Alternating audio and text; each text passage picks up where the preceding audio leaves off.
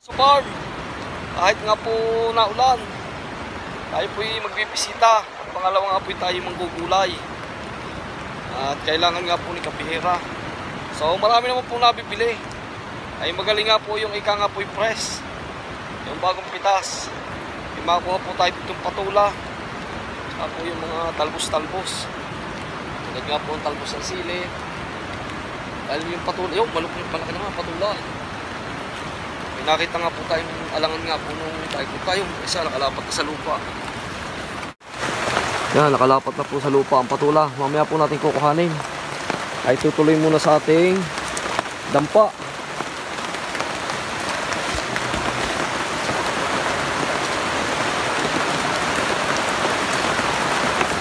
Po, nandito na tayo sa dampa. Sa ating bahay kubo. Ngayon nga po ay may bagyaw. Hindi lang po dito ang sentraw, malayo po, parang pagkaalam ko po sa Mindanao. Kaya ito pong ating nararanasan ngayon, kung baga sa kung po ay wag-iswis lamang dito sa ating lugar, dito sa Batangas. So kahit nga po na ulan ay talagang tayo nagtsatsaga. At para na rin nga po makapagbisita sa ating farm. Tayo po kukuha din ng dahon. Medyo nga pong sabi, kahit nga po kokonti, ay mahalaga po ay mayroon. Dahil pipiesta nga po ng mahal na berhen dito sa amin sa November 27. So kailangan po natin dahon at tayo po ay magagawa ng pungkaw. Kung naman kumbaga sabay yung mairaos, hindi naman po talaga handa. Wag lang po ika ngay mawalan. Po, talaga pong malakas ang ulan. Malakas pong ulan. Pero nakakatuwa po ang mamasyal sa gubat pagkagantong na ulan. Talaga pong berdeng-berde ang mga halaman. Kaya kung makikita nyo po.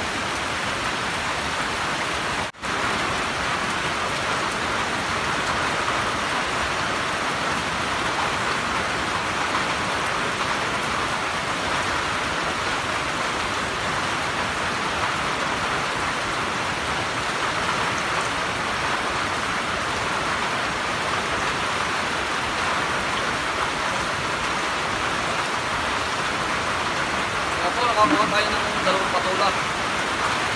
Magugulay na po tayo. So salamat nga po pala sa nag-sponsor ng aking raincoat ay Mr. and Mrs. Florendo ng USA. Maraming po salamat, magagamit natin pagkagulan.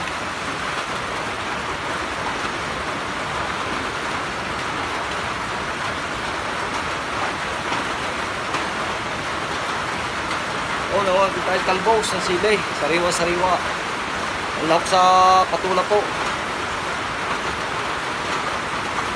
Ano daw po yung bubulang langayin? Yun po ang request sa atin ni Kabihira.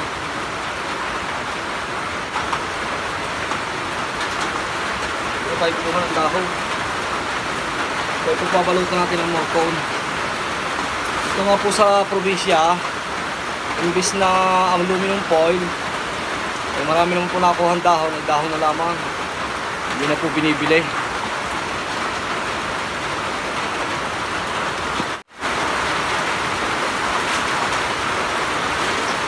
So, ito yung mga nakuha ng gulay. Ito na, nabalik na sila. Pero po ito din, bulang lang.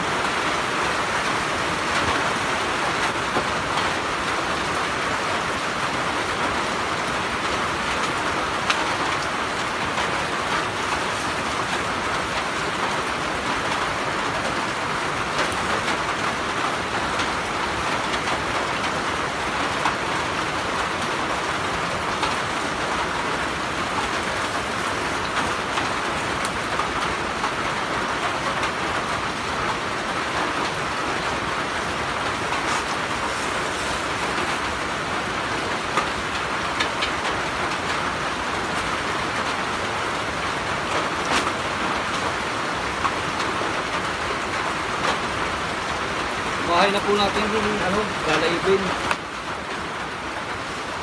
Medyo basa po, mahirap maglaib dito.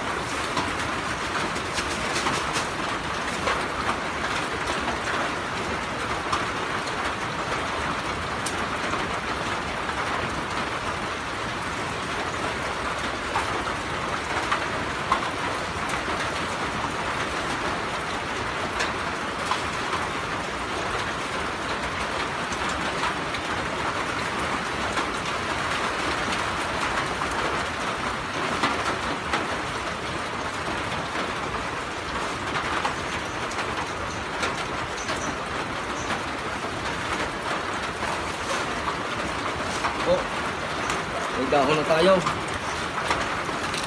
May dahon na. May gulayin pa. Lalaw po natin doon sa binili nating kalbasa at sitaw.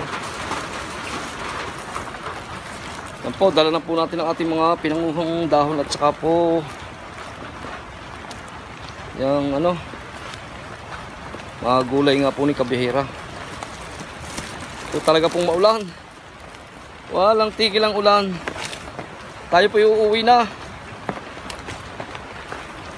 Ito po ang ating mga pinanguha. So kahit nga po maulan ay talaga pong ginagawa natin para makapagbisita dito sa farm. Ako po hindi po mapakali pagka po pag nasa bahay din lang at walang ginagawa, gusto ko lagi makapagbisita. Makita po ang ating mga halamanan. So sa isang araw po ulit tayo babalik. Pagka nga po nakapista po ang ating mga dala-dala.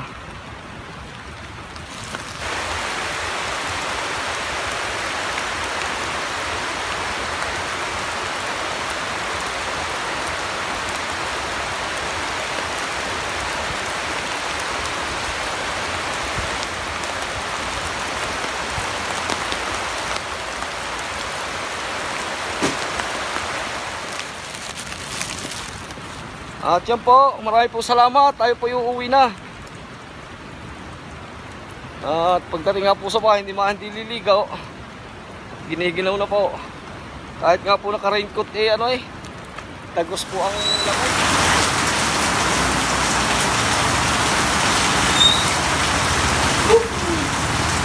Lakas ang ulan.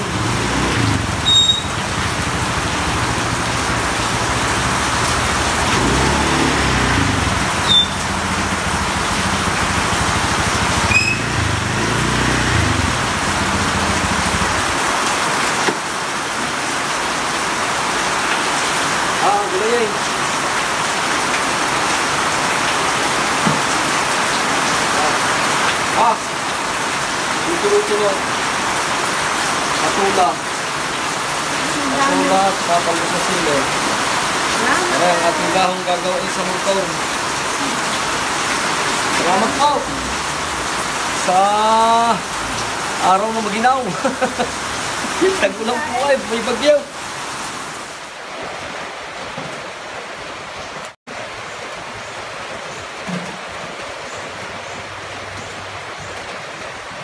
Po natin bulang lang para po kay Kabihera.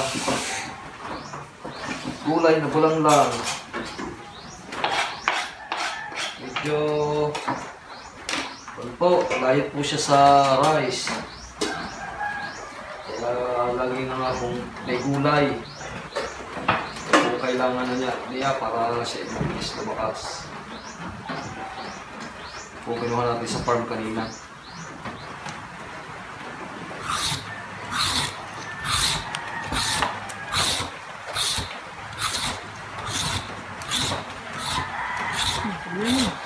Ito na po ang sangkap ng ating bulanglang. Luya, bawang, talbos ng siling Tagalog, patola, kalabasa, at sitaw. At ito po nagpapalinamnam sa bulanglang. Hugas bigas. Yan po ang sikreto para masarap po ang bulanglang. Pangalawang hugas ng bigas. Saka po asin. Hindi po mawawala ang asin. Unahin po natin yung hugas bigas. Tayin po natin kumulo, saka po natin lalagay ang kalabasa. Lagay na po natin ang luya at bawang. Kumukulo na. Sabay na po natin ang kalabasa. Ito po ay matagal maluto.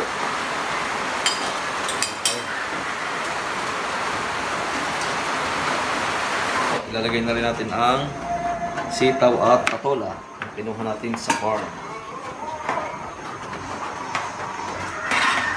Harap ng gulay ni Kabihera. Bulanglang. Sari-saring gulay na bulanglang. Basta na natin talbos. Ay, nangyari. Talbos ng sili. Wow. Instant gulay. From the farm.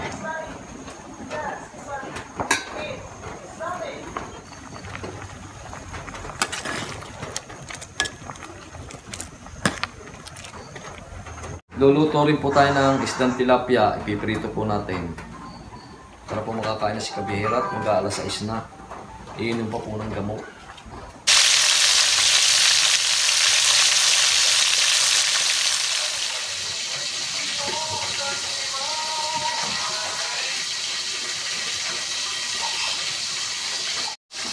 Kain po tayo.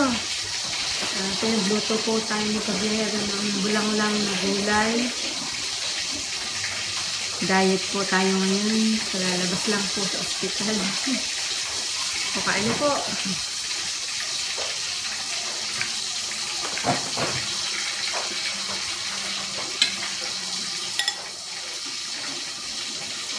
Sarap yan. Gulay po ng bulang-lang, kalabasa at saka Galing sa farm. Press na press. kalabasa po at patola. Kain po. Isdang tilapia.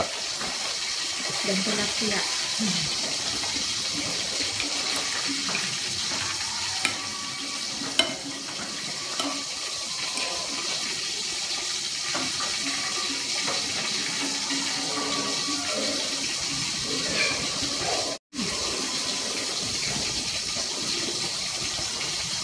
Ako, ang libat na kalabasa. Lagi po kung pinagluluto ni Kabihera. Ang ligat po ng kalabasa. Ito pong patola, tanim na po ito ni Kabihera. Ngayon po ito, nasa hapagkainan na. Nakakaan na po lagi po siya. Napakasarap po at sariwang-sariwa. Tapos yung kalabasa po, ayan. Yan, bili natin sa palengke. Bili po ito sa palengke. Napakaligat naman po. Yung talbos galing din sa farm. Tapos may talbos po ng sili. Napakasarap po ng bulang-lang. Pag ito po at pinagsama-sama. So, yun nga po, talagang napaka-special po ng aking hapunan na aray. Talagang mahal na mahal po ako ni Kabihera. Talagang lagi na po akong pinagugulay. Gusto na po ako makita niyang malakas. Masayang-masaya na po siya na nakakakain po ulit ako ng ganitong pagkain. Kaya maraming salamat po. Una po sa Panginoon at sa suporta ng aking mahal na asawa. Sa aking pong 3 anak, ay nagpapasalamat din po. Talaga pong ginawa na nila po akong donya. Hindi na po ako pinapagawa dito sa gawaing bahay. Maraming salamat sa aking ito. We just got to keep it rolling. There's no time to be wasting. I'd just rather move it along. Got both feet but in different waters. I need space more than orders. I'd just rather move it along. I know how you're feeling, 'cause sometimes I'd be tight. Not tonight. You're gonna hear me. Gonna dance it off goodbye. My love, can we drop this? Our time can't pass us by.